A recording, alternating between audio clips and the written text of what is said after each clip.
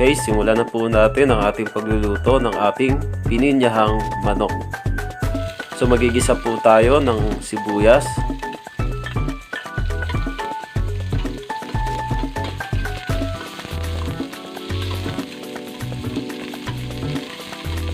at pagkatapos ay isunod na po natin ang bawang.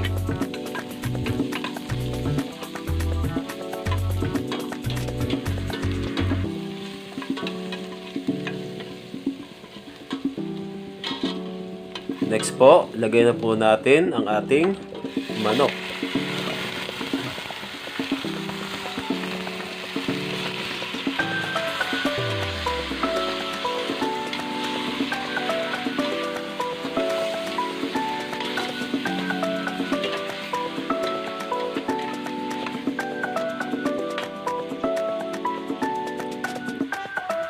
At ilagay na rin po natin ang ating patis.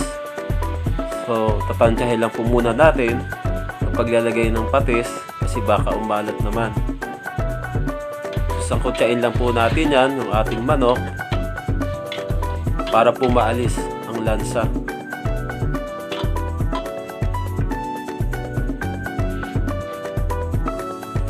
Lagay na rin po natin ang ating pamintang durog.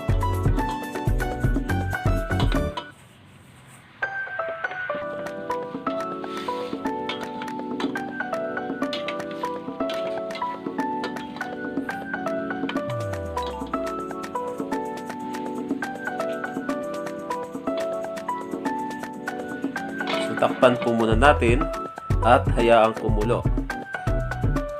Tapos, check po ulit natin. Ayun, dahil medyo natutuyuan na po.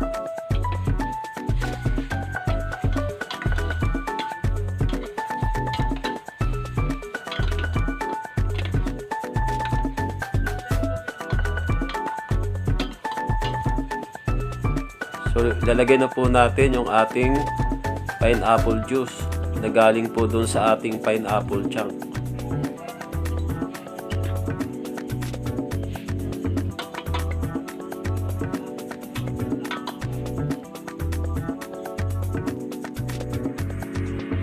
Tapos ay ilagay po natin ang ating carrots. Unahin na po natin ang bahagya yung carrots po dahil medyo matagal po ito maluto eh. Kaya kukulo na po natin yan kahit mga 2 minuto. At pagkatapos ay isusunod po natin ang ating patatas.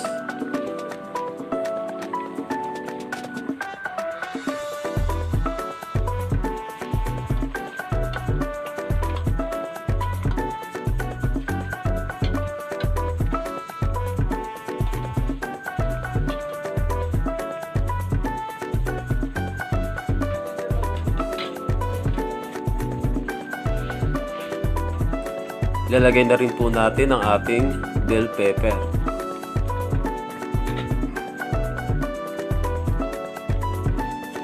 At ilagay na rin po natin ang ating asukal.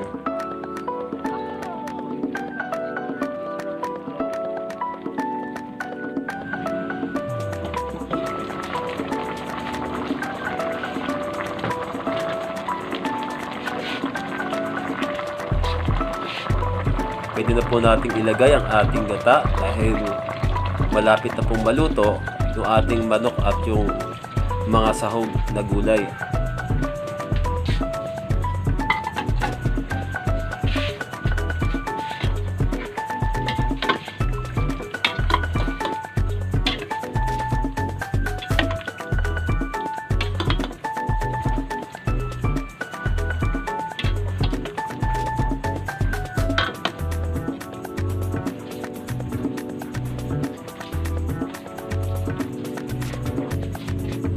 So, titikman lang po natin kung okay na yung lasa.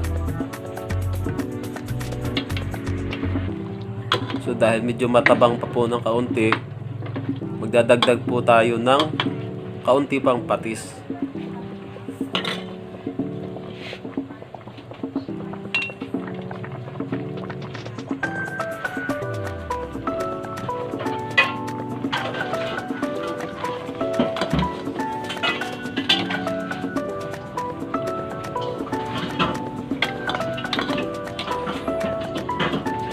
Okay, huwag niyo pong kalimutan na mag-subscribe po dito sa aking channel para ma-update po kayo do sa ating mga bagong recipe na atin pong i-upload.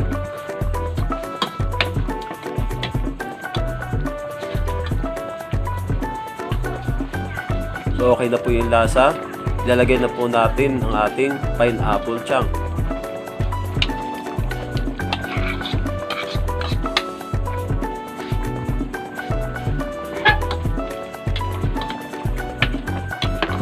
So haluin lang po natin yan.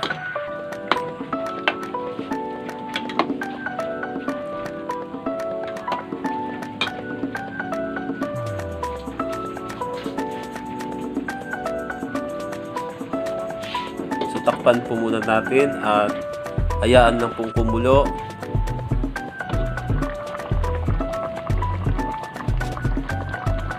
At pagkatapos ay okay na po yan.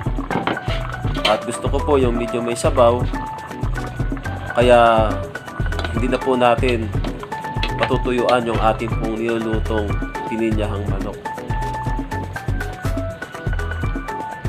So okay na po, luto na po ang manok, luto na rin po ang sahog, kaya okay na po, luto na ang ating pininyahang manok.